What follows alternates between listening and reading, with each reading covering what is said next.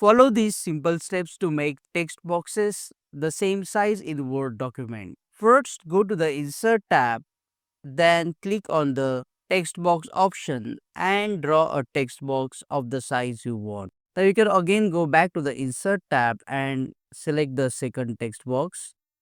Now as you can see, they are of different sizes, and to make them the same size, press and hold the Shift key on your keyboard and then click on the both text boxes to select them.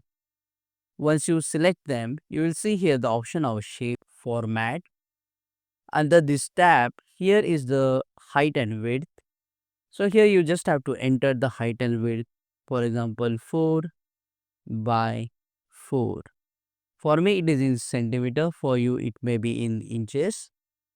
So now we have made these text boxes same size, and if you want to change the size of the text boxes, you can stretch them together like this, and they both will maintain the same height and width as shown in the video. Click on that like button, comment below and let me know if this video solved your problem.